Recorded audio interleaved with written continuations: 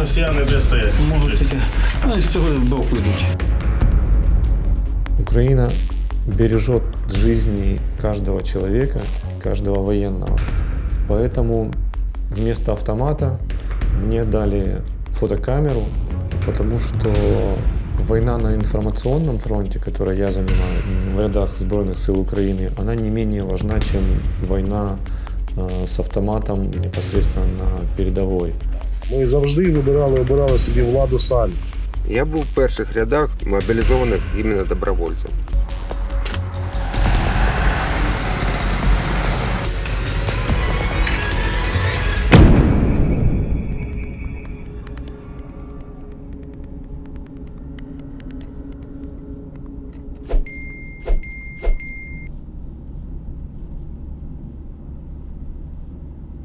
Учитывая поведение Российской Федерации в мире за прошедшие годы, ее поведение в Сирии, в Ливане, в Грузии, в Афганистане, было понятно, что в Украине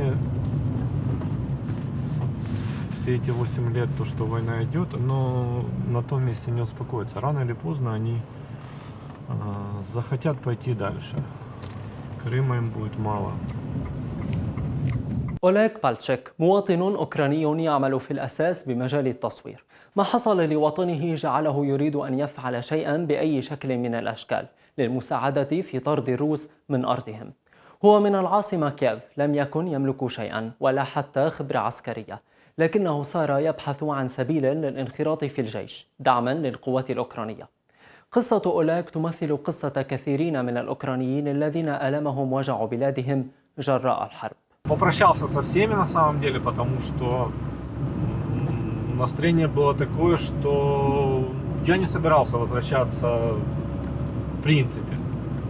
Непонятно было, что происходит в Киеве. В телеграм-каналах работала кацапская ИПСО, и там только и были новости, что Херсон наш, Мелитополь наш, Сумы наш, Чернигов наш и так далее и тому подобное. И мы сидим где-то в области, в частном доме и понимаем, что... не понимаем, мы думаем, что все кругом уже захвачено врагом. День-два максимум в Киеве будет то же самое. Я как жил, условно, в Киеве, так я и планировал оставаться в Киеве и принимать непосредственное участие в защите своей страны, как бы это ни звучало, как бы это ни было.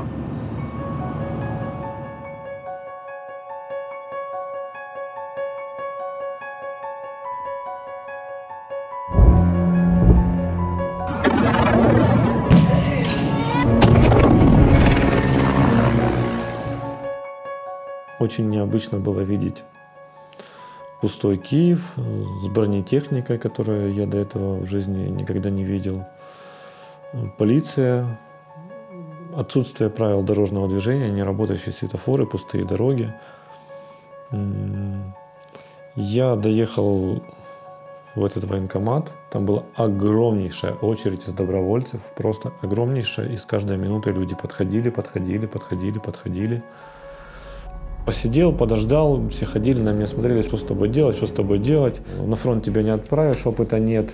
Я говорю, давайте там, может, что-то, не знаю, на кухне картошку почистить. Да у нас есть кому чистить. Я говорю, там бумажки перебирать. Да у нас вот девочки сидят, есть кому бумажки перебирать. Найдите мне какое-то задание, занятие. Как-то, я же должен что-то делать. Сиди, жди. Сидел, ждал. Потом нужно было ребят свозить на боевое задание, не было машины. Потом переместили начальника штаба из одной комнаты в другую, потому что заметили снайпера на крыше. В конечном итоге меня привели к разведчикам. Я говорю, так и так. Не служил, военной кафедры не было, занимаюсь тем-то, тем-то. Он меня посмотрел, говорит, иди домой. إذن الانخراط في القوات المسلحة لم يكن بتلك السهولة، خصوصا أن أوليغ لا يملك خبرة عسكرية تؤهله للذهاب إلى جبهة القتال. لكن الشاب مصور فشارع بتصوير آليات عسكرية متهالكة جراء الحرب للعمل على تحديد نقاط ضعفها من أجل إعادة استخدامها من جديد. بالنسبة له الأمر أيضا لم يكن كافيا، لكن أقله أن يشارك بما يقدر عليه.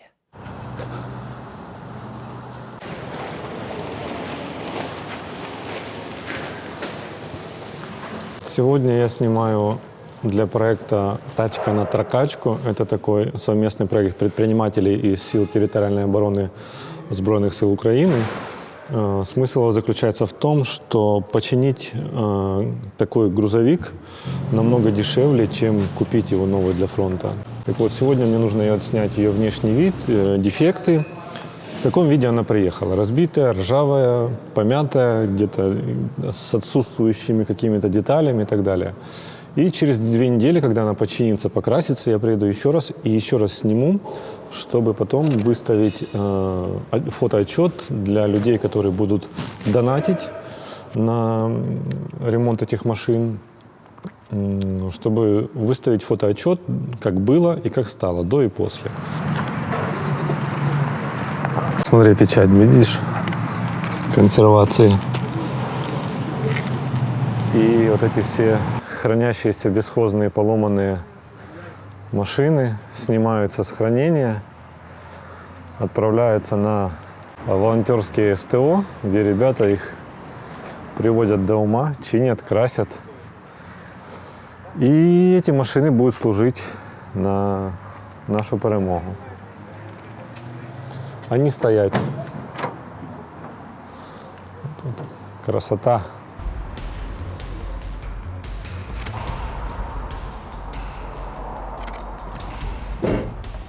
ذات يوم وبينما كان يواصل عمله اتصل أحدهم به وطلب منه الذهاب إلى جبهات القتال لتوثيق تفاصيل كل ما يجري هنا، حيث كان لدى أولاغ حرية التنقل بفعل تكليفه بين الجبهات والمواقع. Мне позвонили и предложили стать фотографом Збройных сил Украины. Где-то нашли мое резюме, где-то нашли мои работы, так как я всю свою жизнь, по сути, занимался репортажной и рекламной фотосъемкой. Им понравились мои работы, и мне предложили помочь родине тем, что я умею. Я мобилизовался, согласился, мобилизовался. Через какое-то время у моего командира возник такой проект, называется «Передовий информационный загин». Суть его в том, что журналист, оператор, фотограф, водитель и ассистент выезжают непосредственно в зону боевых действий, живут там и каждый день объезжают бойцов по бригадам, по батальонам, по ротам и записывают происходящее, хронику войны непосредственно в момент того, что происходит. У нас был полный доступ, мы были как и в штабах, в кабинетах, так мы были и непосредственно на огневых позициях. Были там, где прилетало совсем рядышком. Нас, как журналистов, все-таки пытались оберегать, но так как мы все-таки военные журналисты и мобилизованные журналисты, нам все-таки было немножко больше доступа, чем каким-то гражданским журналистам. وجود أولاغ في جبهات القتال جعله على تماس مباشر مع الجنود الذين دفعهم هم تحرير بلادهم من المحتل الروسي إلى الأماكن الساخنة كذلك. شأنهم شأن أولاغ، لكن كل في مجاله، هم بالسلاح وهو بالكاميرا التي يجيد استخدامها ليعود بقصص كثيرة شارك معنا بعضها.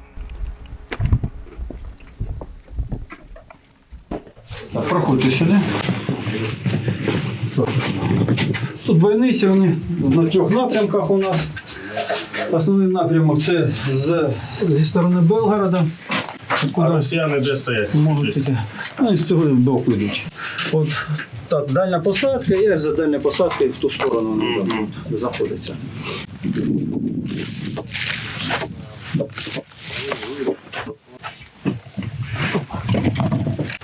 І стеля висока. І стеля висока, і закопано глибоко. Ми вільний народ. Ми маємо не те, що маємо, ми завжди обирали собі владу самі. Якщо нам не подобалось, ми щось міняли, щось налаштовували. Чому нам хтось буде вказувати, що нам треба йти в якийсь таєжний союз? Ми не хочемо туди. Якщо хтось хоче, хай збирає речі та їде, ніхто нікого не тримає. Вони прийшли сюди, не ми ж прийшли. Вони прийшли на нашу землю. Чого ви сюди прийшли? Хто вас сюди звав, в кінці кінців? Вже раз полізли, то як ото писали, ми вам видамо диплом. Бо там везде у них учення були, а тут, мабуть, екзамен будемо здавати.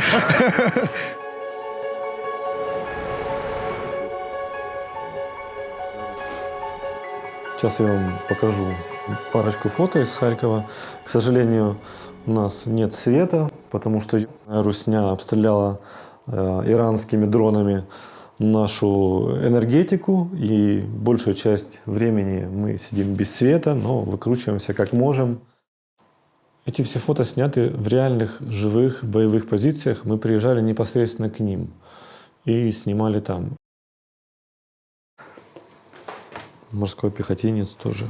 В глазах такая история читается просто фантастическая. Видны шрамы.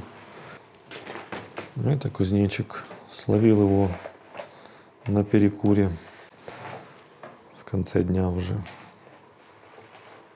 Он водитель.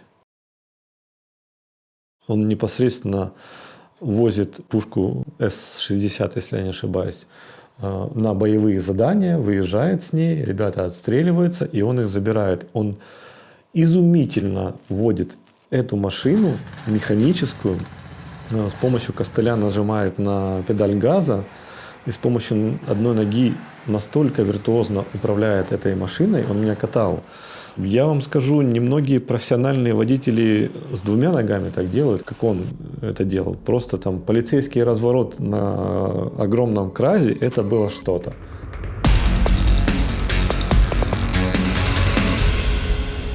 Якщо ця хуйлуша після Славянська піде, допустимо, в РФ, і буде робити такий самий безпреділ, що я, сидячи з сокирою там, чи з бензопилою, що я йому зроблю?